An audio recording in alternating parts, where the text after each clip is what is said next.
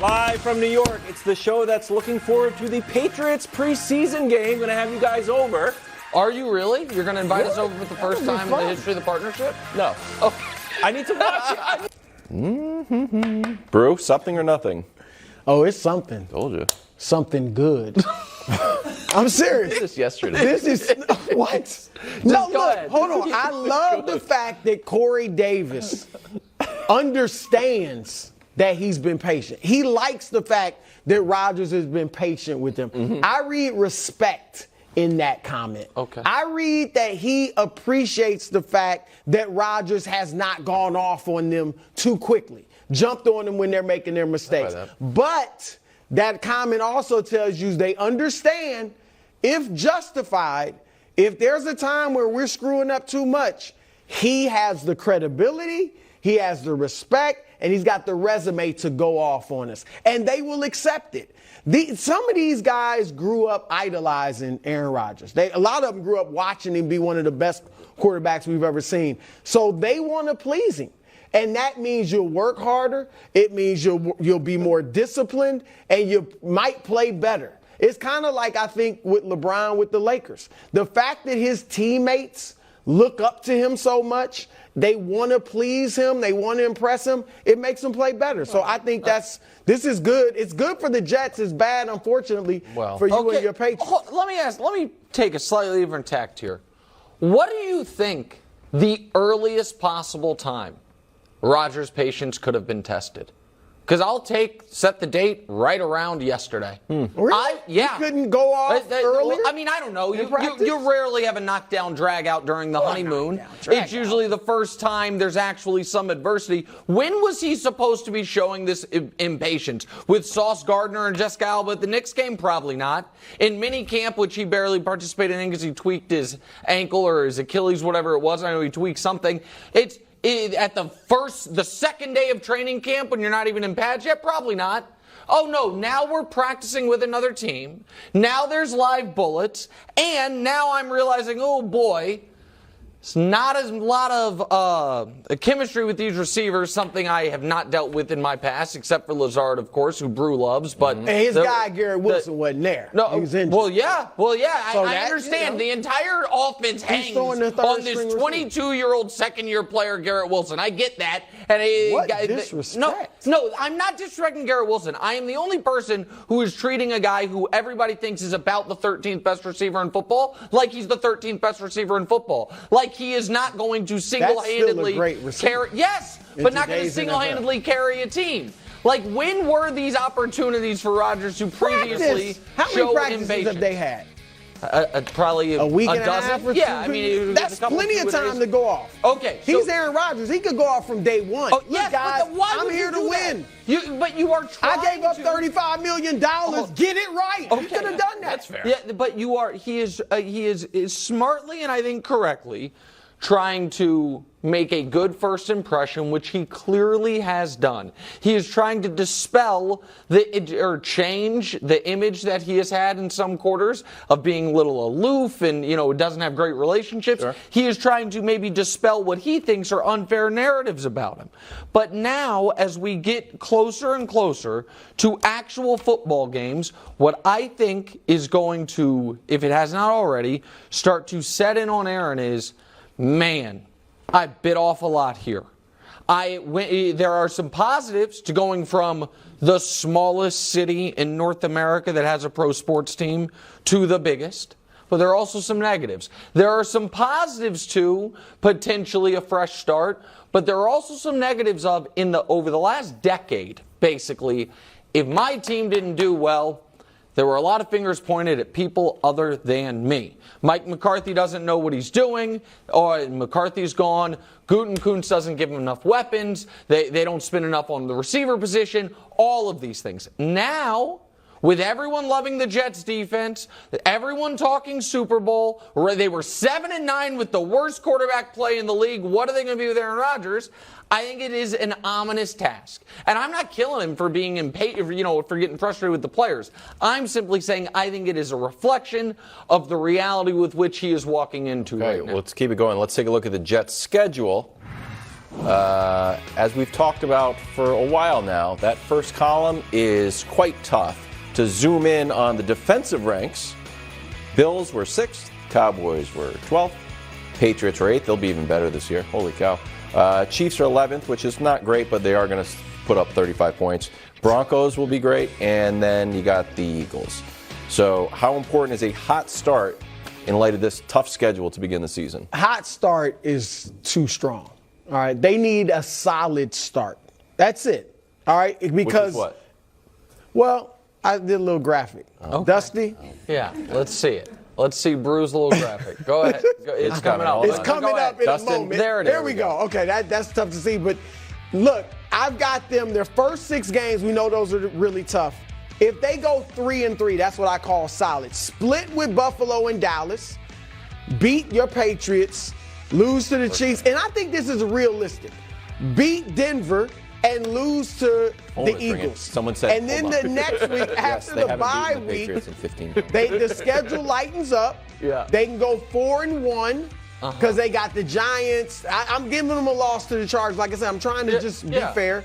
Beat the Raiders, split with the Bills, so they beat the Bills, beat Miami, and then they beat Atlanta and that's 11-6. Houston. That's 11-6. Now, if they start 2-4, let's say they don't split with Buffalo and Dallas, they still could go 10-7, or win one of these games. Maybe they beat the Patriots at the end of the season. So I've got a couple with your projected schedule here. I have a couple issues. One is you don't have them losing a single bad game. That's unrealistic. In my opinion, just my opinion, it's not a single bad loss on there. All of the losses are to good teams. But listen, I agree with you actually that they don't need a hot start. They need to avoid a disastrous start. Right. I don't think they can. So I think that week 3 game against the Patriots is an absolute must-have game. In a game that Wildes, how many times have they beaten the Patriots? 14 in a row. 14. The Patriots have beaten them 14 in a row. I'm not saying they won't beat the Patriots. I'm not saying that. What I am saying is I don't think they are going to win at Dallas. If we can take Bru's projected schedule down just for a moment, because it's going to be. And that is not a prediction. That's just right now. I'm throwing that out. Wait, what do you mean? I think that's ridiculous. I think that's realistic. So those win losses. We'll make our picks. Oh, okay, I got it. We're still gonna make our like picks. a theoretical I just think that's realistic. Okay. And I was trying to be fair. They're not going to win all these games. The Jets start Bills, Cowboys, Patriots, Chiefs. If they do not beat the Patriots, that is an 0-4 start. And in the history of the NFL, 164 teams have started 0-4. In the Super Bowl era, 1 has made the playoffs. The 92 Chargers. That's it. You can't recover from 0-4. Teams have had soft schedules down the stretch. They've had everything. 0-4 is not recoverable. There are 17 games now. That's a little bit. I get it. I'm with you, though. And that is a good point. There are 17 games, so maybe there is a slightly larger. But I think you would agree that 0-4 would be a disaster. So because I agree with Bru in large part that schedule softens up at the end. They're not. It's not like they're going to have to go 12-5 to make the playoffs. I agree with all of that.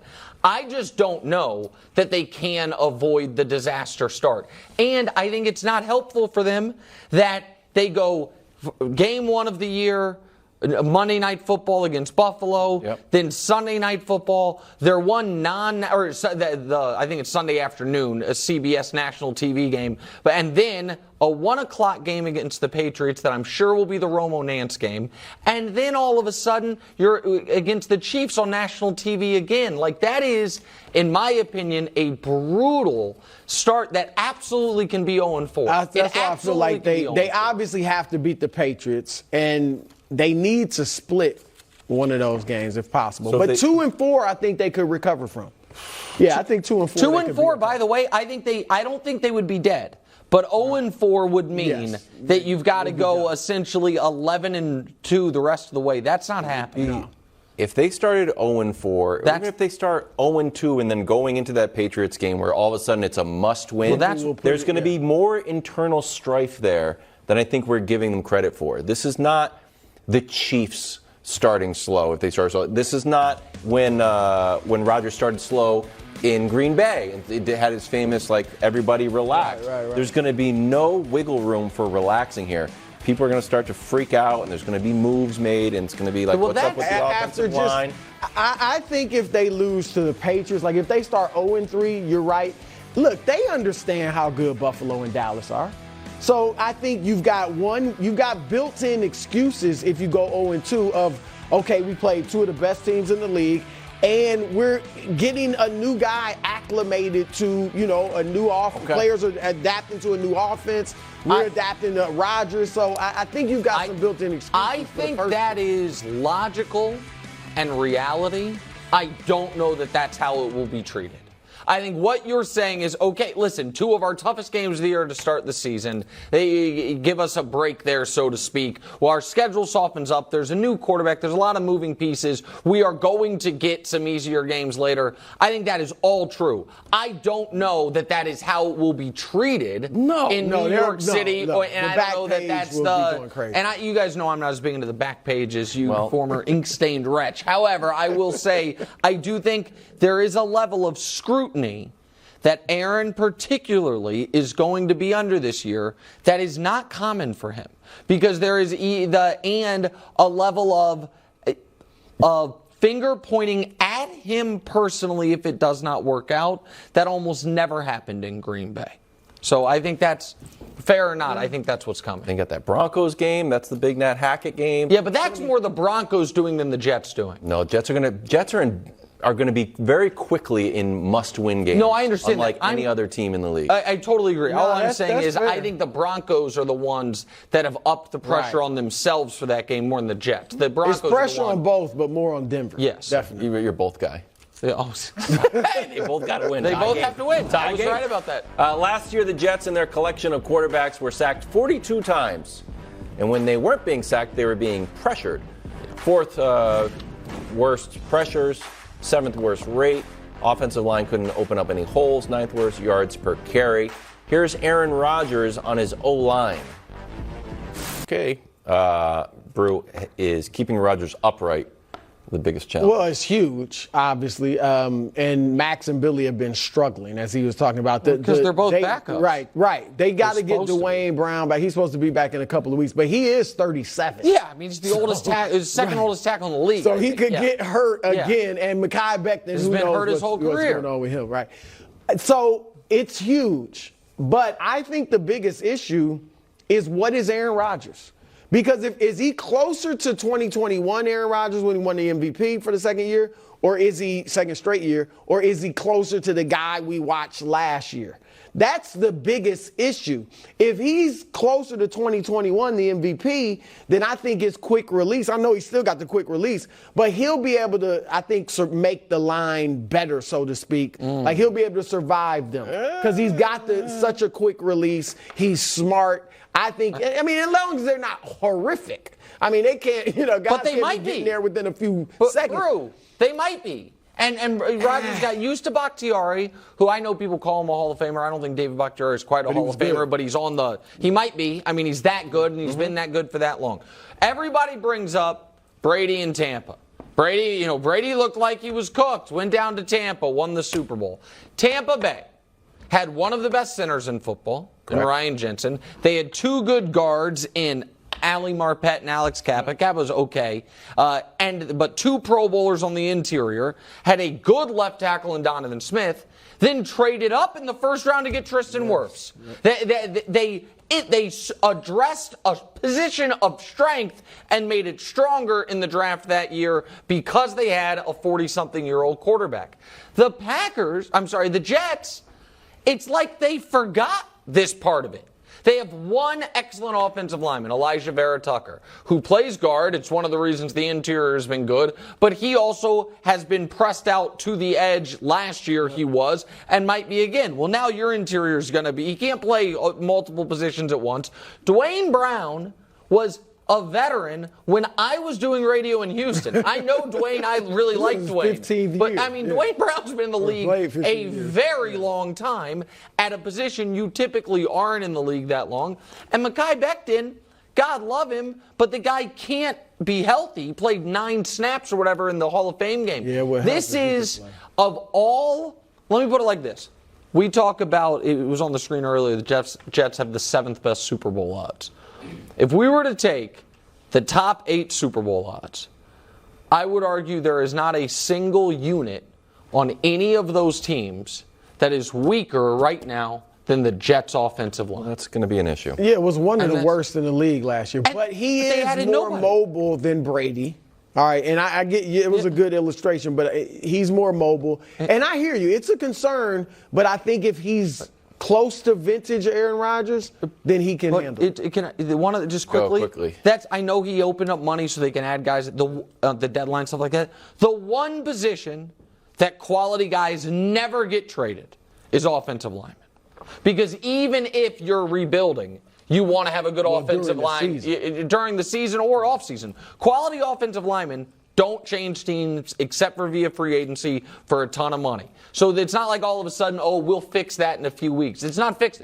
It's not going to be fixable via acquisition. Yeah, internal. Watch when Micah Parsons, week 2, Micah Parsons is all over him. They're going to be like, it's not this guy's helmet. It's not great. And then week 3, Judon and Uche. Week 4, freshly minted Chris Jones, probably off $100 million. Oh, boy. Is he going to show up? What? Stop it. Maybe just for that game. Comes out of the tunnel. Bengals defense. Thanks for watching. Subscribe here to get more from the show and to check out clips from other shows on FS1.